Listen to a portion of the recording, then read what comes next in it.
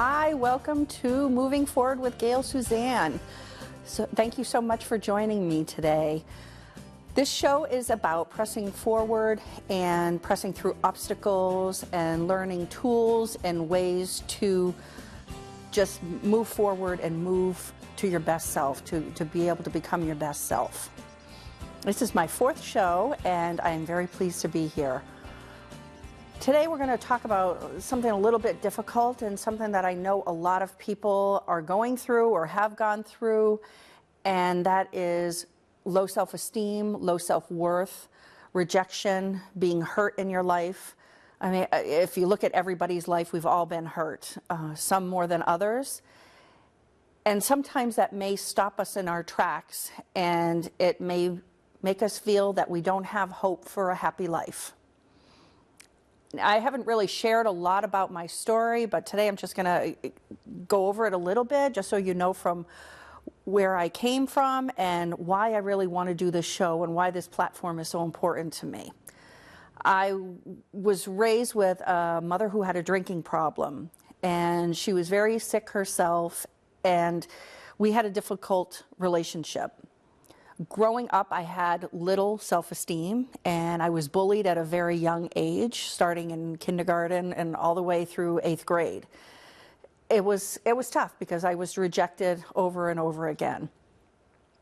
I had lost trust in some close people that I knew that turned on me, and as I got older, there was just more and more rejection. So by the time I got divorced in my early 30s, I felt like I was put on this earth to just be tossed around, and I had a lot of unhealthy, toxic people in my life. My belief was that I was a loser because the kids at school told me that. My belief was that I was never going to make anything of myself because people told me that. My belief was that I'd never amount to anything and I'd always have a subpar life. And I carried that through my 30s. I carried that belief, and that I didn't go around talking about it, but inside, in my heart, in my soul, I felt like basically I was put on earth to be kicked around and rejected. It was a lonely place to be, and in that, I abandoned myself. I was seeking everybody's approval, and I did everything to try to make people like me. And maybe it was the wrong people that liked me and sometimes in my life. I got to the point where I only did what other people wanted in order to be accepted and didn't really focus on what I wanted and how I wanted to build my own life. When I was divorced, my daughter was 4 years old, and I wanted to be a more healthy role model for her. So I started doing a lot of cleansing, and I started to do a lot of deep-rooted work on myself to help me get through this and to be able to feel that I could have a good life. So today I'm going to give you some steps, some tools, and some beliefs to believe in yourself and to believe in what you can do. So I have a little slide presentation, little points that I'd like to bring up on the screen. And the whole point of today is to believe something different about yourself, to believe something different than what other people told you. The one thing that changed my life was that I heard, or I think it's in the Bible, or somebody said to me that God does not make trash. Or God does not make junk. That's what it was. God does make junk. And that really hit me. I was in my 30s and I heard, wow, God doesn't make junk. And I'm a believer that God made all of us. So if he didn't make my neighbor and junk, and he didn't make my family members junk, and he didn't make my friends junk, then I mustn't be not junk either. So I had to hold on to that belief that I was not junk. And I had a life that was worth living. So we're going to go over some things that will help you, hopefully, will give you some inspiration or give you some ideas on how to help yourself believe a different way, how to shift your perspective, and how to start from day one and say, okay, from now on, I'm going to believe things differently. So we're going to take up the next slide, show you the next slide. Believe that you're special even though other people might not have treated you well. This was such an important thing for me to learn because other people always said, Gayle, you're a loser, you're no good, you're too fat, you're too ugly, you're too this, you're too that. So growing up with that, that's what I felt as an adult. But I had to, in order to live a healthier life and be nicer to myself, I had to say, well, what am I going to believe about myself? Because I knew I was a kind person. I knew I was kind of goofy and had some fun. I knew I was smart. But I believed what everybody told me, the negative things that they told me. So my choice in my 30s was to believe that I was special regardless of what anybody told me. And you might be thinking, well, that's really hard to do. My whole life, that's all I've been known. If somebody says it to me, that must be what I am. I must be a loser because somebody told me that. And no, that's the furthest thing from the truth.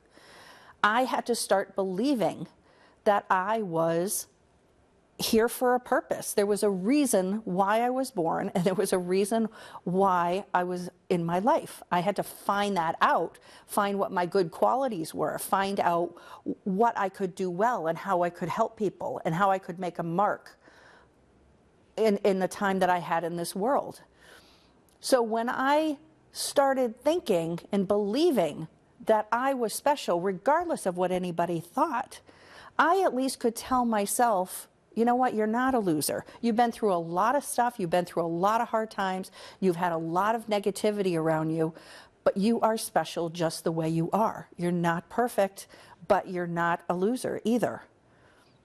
So believing that, saying it out loud is like different than believing it, but this is just like a initial thing. The more you believe every day, if you repeat these things to yourself every day, you can write them down, you could watch this every day as a little, I have to believe that I'm special regardless of what anybody else says. Okay, let's go on to point 2. Believe that you deserve love because you do.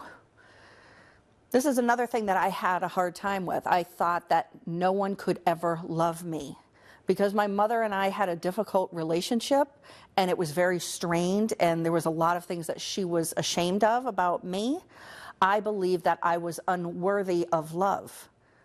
I'm thinking about it, she's my mother. You know, if a mother can't really show her child how much she loves her, then maybe she's not worthy, meaning me.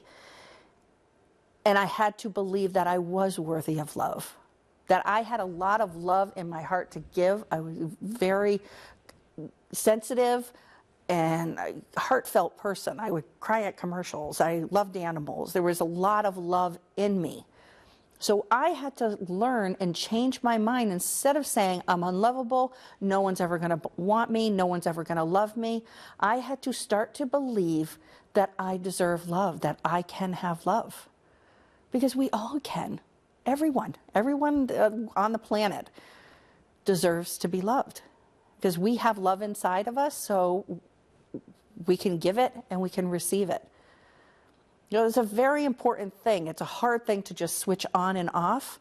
But like I said, if you look at these things, believing that you deserve love, and rather than saying, I don't deserve love, say, I'm going to try to believe that I deserve love. It's very powerful.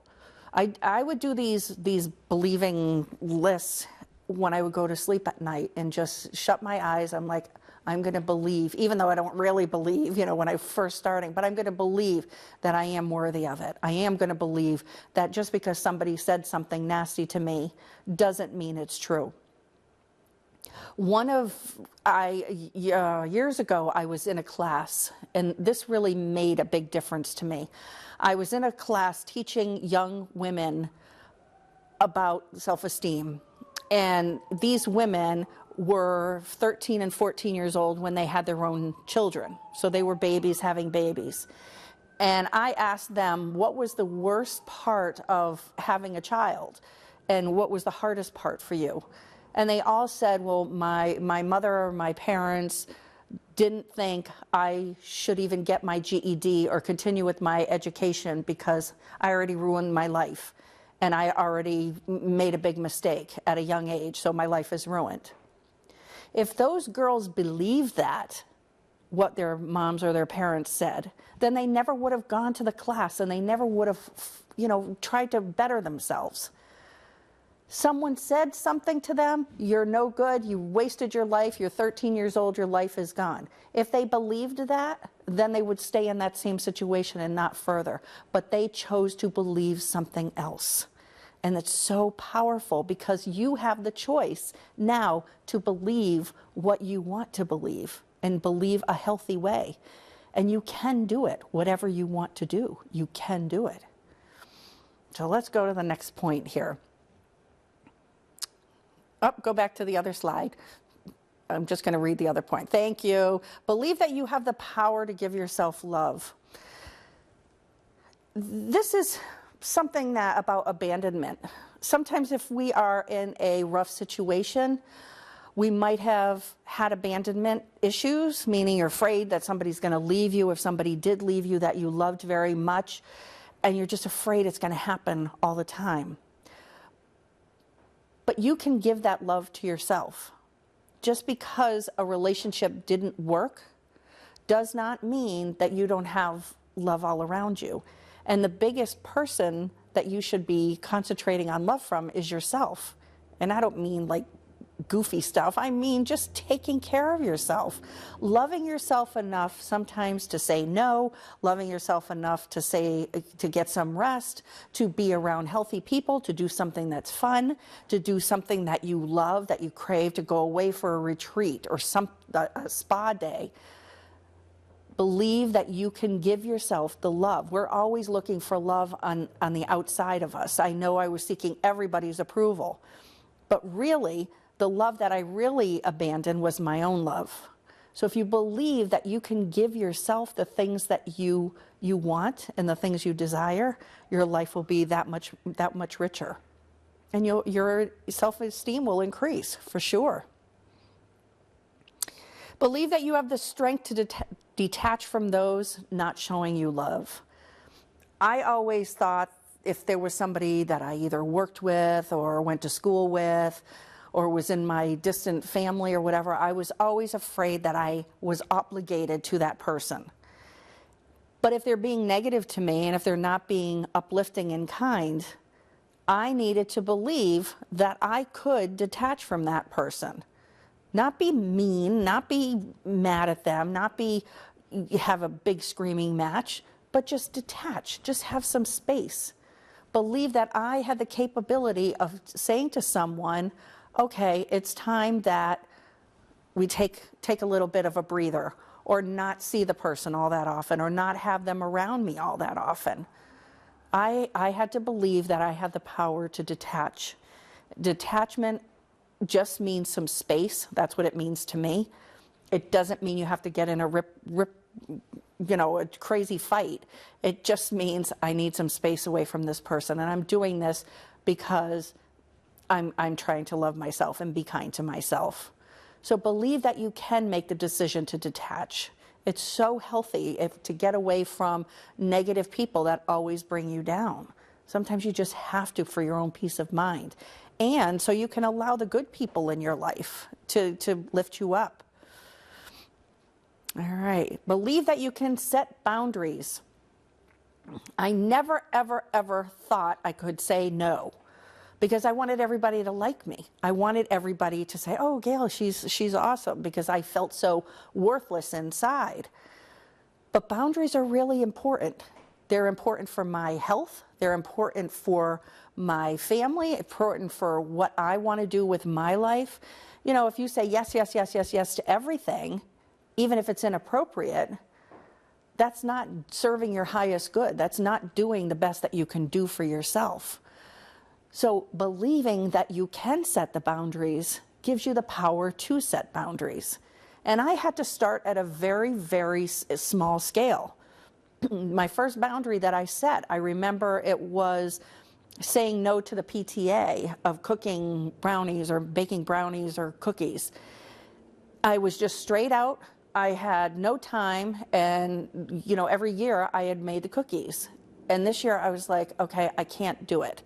And with somebody who's not close to me, but somebody that I knew, I had to start and say no. And the amazing thing was I said, no, I really can't make it this year. I'm very sorry, but I can try next year. I was scared. I was trembling inside. But you know what? They're like, oh, okay, fine. And then they moved on to the next parent. To me, I thought when I had boundaries, I thought that it would end a friendship, or I thought it would end a relationship with somebody. And sometimes it does. And especially if they're abusive or whatever, boundaries are also important. But sometimes if you just say, no, I can't do it, I don't have the time, it's okay. So believe that setting boundaries and saying no is okay. It's okay because you need to say no sometimes for your own benefit. Most of the time for your own benefit. So, all right, that's the first slide. Next slide, please. Believe that you can take care of yourself in a relationship. Another hard one. I never thought I could take care of myself in a relationship. I always felt like I had to do what the other person wanted to do all the time. And that was my own issue. And it was something that I really had to work through and to learn that what I said mattered, what I wanted to do mattered. I didn't have to go along all the time with somebody else. Even if it's something that if it's something that I didn't want to do, I wanted to make sure that I believed that I could take care of myself in a relationship. That was something hard. It was baby steps for me to learn. But I feel like now I know I can handle myself in a relationship and take care of my own self. And take care of me, but then also take care of the other person. I'm big into the win-win. If it works for me, works for you, if we can compromise, but rather than the way I used to be, which was doing everything somebody else wanted. And then I always felt like the victim, or I always felt bad, or I always felt, oh, poor me, I never get what I want. Well, yeah, I can. I have the power to do that. And by believing I could take care of myself, that helps me make those small decisions, and sometimes big decisions. Believing your past does not define you. So many people are like, oh, I got hurt in the past and I can't move forward. I can't get into another relationship because it hurt too much and it's going to happen again. And I know I felt that for years, that, oh, God, I could never go through hurt the way I went through before. There's too much. If I did it again, it would be awful. But your past does not define you. We're all different people than we are 5 years ago than today. We're all different people. We learn, we have conversations with people, we have different experiences from one year to the next. We mature, we take accountability, we take responsibility for ourselves. There's so many reasons why our past should not define us, or past should not keep us stuck in the place where we are right now. Believe that your past does not determine your future. Just because it happened in the past does not mean it has to happen again. And trust that gut inside of you, that little voice way, way deep down inside that says, you know what, there's a red flag on this relationship. There's something that's not right that I'm feeling, and honor that. Because when you get those feelings of, this may not be right, and then you ignore those feelings and then you continue on, then yes, the past might repeat itself. But it doesn't have to define your relationships. Once you get those little flags and like, no, this doesn't sound right to me, this doesn't feel right, something's not good. It's very important to become aware of it and to address it. And sometimes at that point, if you put up with something 5 years ago, you might not want to deal with it today, and you might put a boundary there, and you might say, no, this is not okay. So we are always learning and growing and finding new ways to find solutions to our problems. So just know that believing that your past doesn't define your relationships or your future, it takes all the pressure off. And it's empowering to you. It absolutely is empowering. Believe you're not responsible for other people's issues. If it rained out, I thought I was responsible. I mean, I took it to the level where I thought I was responsible for everything. And it was a bad place to be. I felt guilty and shame about everything. And I had to come to the realization, with the help of counselors and with, all kinds of self-help things, but I had to come to the realization that I am not responsible for other people's reactions, for their moods, for how they handle things. I'm only responsible for me. So I need to believe that I am responsible and accountable for my own actions, but what someone else does and how they react and how they appear in different situations, that is not my issue. That is not my responsibility. If it rains out on a day where we plan a party, that's not my responsibility. I took on way too much, and I know there are people out there that take on way too much. And it's like, sometimes you might have people that kind of blame you and say, well, wow, this happened. Why didn't you plan it differently or whatever? And believe that you're not responsible for everything. You're responsible for yourself. Take accountability for your own actions. If you hurt someone, make amends to them. But if somebody else is doing something and you have nothing to do with it, but they say you're responsible for it, believe that you are not responsible for their issues.